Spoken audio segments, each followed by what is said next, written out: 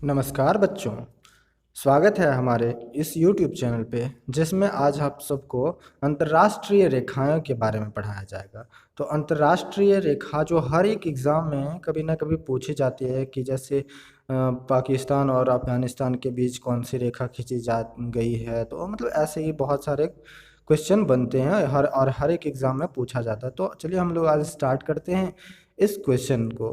तो चलिए, पहला नंबर जो रेखा है, और रेखा का नाम क्या है? तो डुरंड रेखा। डुरंड रेखा किसके किसके बीच में खींचा हुआ है? तो पाकिस्तान और अफगानिस्तान। किसके? पाकिस्तान और अफगानिस्तान के बीच में। और ये कब खींची गई थी? तो 1886 में सर मार्टिमर डुरंड द्वारा निर्धारित किया गया था। इसको किसने निर्धारित किया गया था और कब किया गया था? तो मार्टिमर जो है, मार्टिमर डुरंड के नाम से ये रेखा है और इसे मार्टिमर डुरंड द्वारा खींचा गया था, वो भी 1886 ईस्वी में, है ना। तो चलिए, ये क्वेश्चन आपको हर एक एग्ज़ाम में पूछा जाता है, तो आप ज़रूर से ज़रूर देखें इस वीडियो को।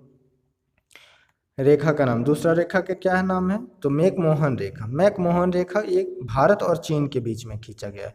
किसके बीच में? तो भारत और चीन के। मैकमोहन रेखा भारत और चीन के बीच में खींचा गया है और ये 1120 किलोमीटर लंबा है। यह रेखा सर हेनरी मैकमोहन द्वारा खींचा गया था। किसके द्वारा खींचा गया था? तो ये सर हेनरी मैकमोहन के द्वारा खींचा गया था, इसीलिए नाम इसका रखा गया है मैकमोहन रेखा। द्वारा निर्धारित की गई थी, लेकिन चीन को इसे स्वीकार नहीं करता। इसको जो है, ये मैकमोहन रेखा जो है वो चीन स्वीकार नहीं करती है।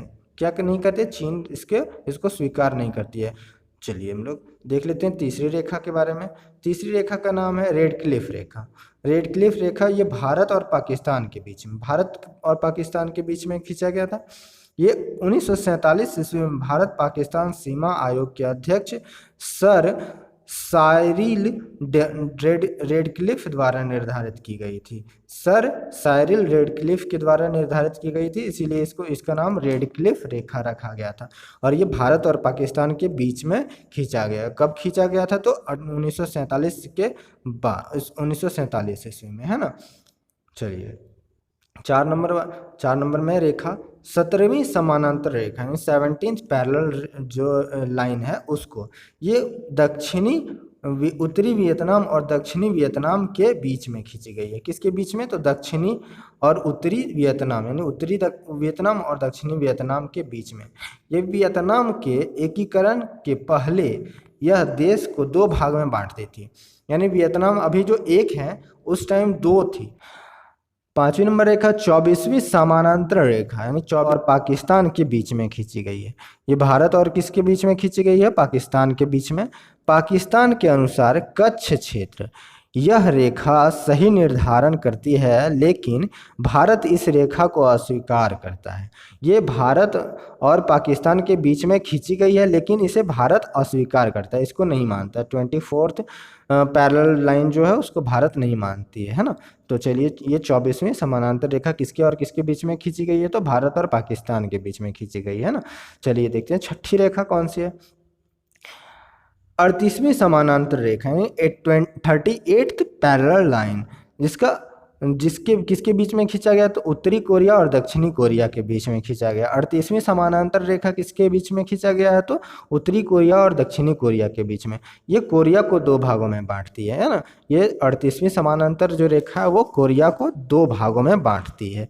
चलिए हम लोग 7वीं रेखा के बारे में। 50वीं समानांतर रेखा यानी 49th पैरेलल लाइन, ये अमेरिका और कनाडा के बीच में है, यानी ये जो किसके बीच में है? तो अमेरिका और कनाडा के बीच में। अमेरिका तथा कनाडा को दो भागों में बांटती है। ये जो 49th पैरेलल जो लाइन है वो क्या करती है? अमेरिका और कनाडा को दो भागों में बांटती है। इसको 49वीं समानांतर रेखा कहा जाता है। तो चलिए हम लोग देख लेते हैं ये आखिरी लाइन, 8वीं लाइन, और रेखा का नाम है हिडनबर्ग रेखा। क्या नाम है?